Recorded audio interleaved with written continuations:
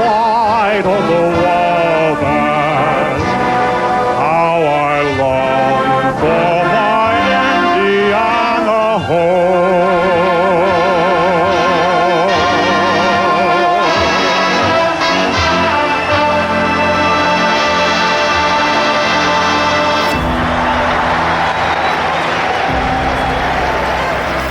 And now for the most famous words in motorsports. Drivers, start your engine! Right on the tail of Marco Andretti!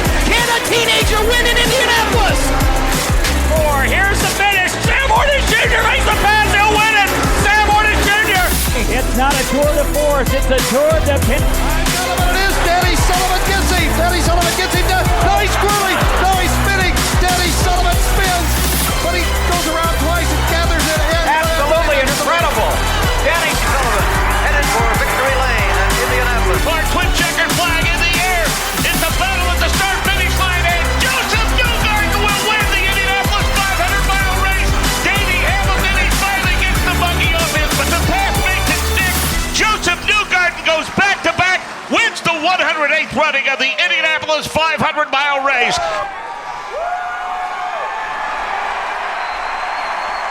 Hello everyone, this is Braden Bear-Lents, and we welcome you to, once again, another episode of the Indianapolis 500 podcast of Borg Warner Production. This is going to be a little bit shorter because my family is going to bed, and so am I. It is actually 11:50 p.m. on a Friday. The reason why I was so late was I was watching the Pacers game, and the Pacers had won, or lost. This time around, they had won the last two, but then lost this one. And so the big thing was that, yes, the Pacers have been on a roll, but today was actually the start of IndyCar qualifying at the Sonsio Grand Prix in Indianapolis. We have 3 weeks left until the Indianapolis 500, the most exciting day of the year. And the guy that ran practice all throughout today was Alex Palou. Of course, he ran some of the best laps that I have seen out of a driver here at Indianapolis on the road course. Of course, this is an event that is more new.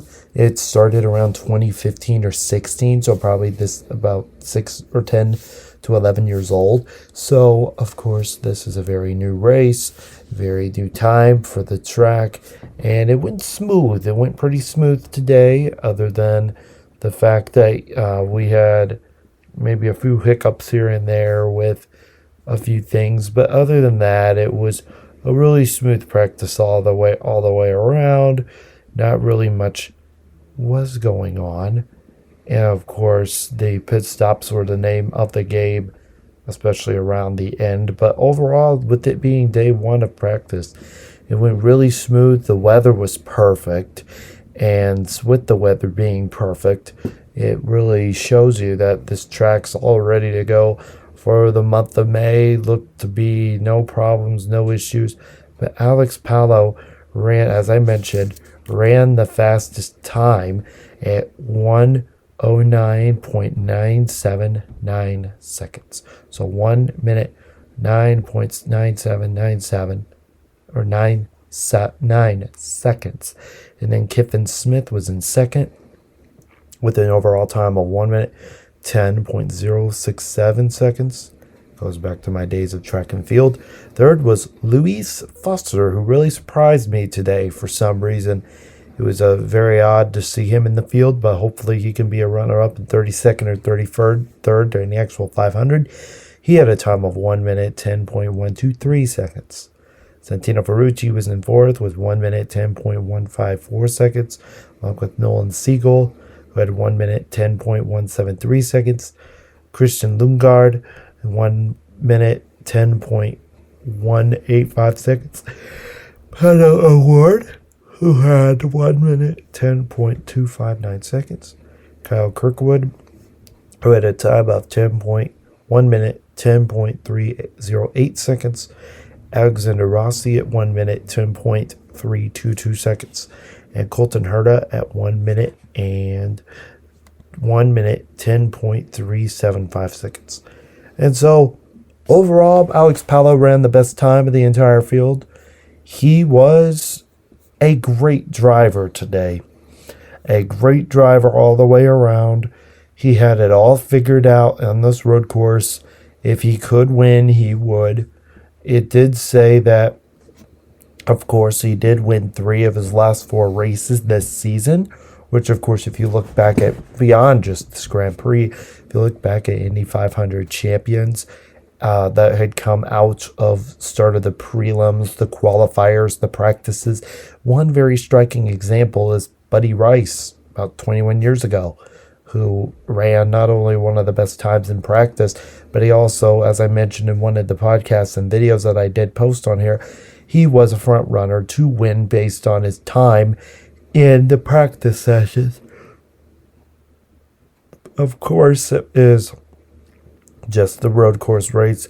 Racing on the oval is one thing, or racing on the track is one thing, but racing on the oval is another. And not only did he do very, very well today, he qualified in first place, deservedly so. He ran a heck of a car out there. He had good motor. He had good skill. He had good training. And I thought he looked very solid today all the way around. And so I know that sounds like you may be thinking, oh, I didn't watch this. Well, I did. I watched highlights. And so I watched highlights. I watched as much film as I possibly could of this practice. It just looked like he had the complete package. It was beyond that. Of course, while I'm watching the Pacers and getting weeds out of the yard and getting prepared for the month of May, as we're gonna reach the 10th day of May. So we've hit 10 days in the month of May. A new pope from the city of Chicago, and now we got Alex Palou's show on the air, and he ran a great car today. He did also follow with Graham Rahal, having a time of a whopping 4:099. He actually had a time of 4:099 of a second behind Graham Rahal, and he recorded the best lap at 1 minute 09.7516 seconds in his car today. And he did really, really well. Delvin De Francisco also did well. He finished in 5th with a time of 1 minute 9.9432 seconds. And so did Scott McLaughlin. He ran a good car today. Joseph Newgarden had a good car today. And Kiffin Simpson had a good car today, as we mentioned earlier. But like I said, the most disappointing parts to me, of course, were knowing that, of course, having a guy like Kyle Kirkwood driving for you would be really bad at the Indianapolis 500. And, of course, it's going to be something to behold when we have the first actual road course race. And Kyle Kirkwood would be bad. He's been bad for the most part this season.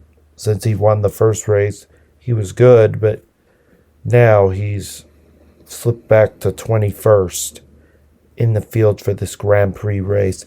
That begins tomorrow, and tomorrow is 3 minutes away. Just a quick reminder that there will be a 25-minute warm-up session at 11:30 and on Saturday, and then the race will happen after the 25-minute warm-up. And so the Indy 500 is near, folks. It's far, it's expansive, it's wide, and we are only 3 weeks away from Indianapolis glory. And so I will get some more news tomorrow, but I will also say that we're going to talk about movies.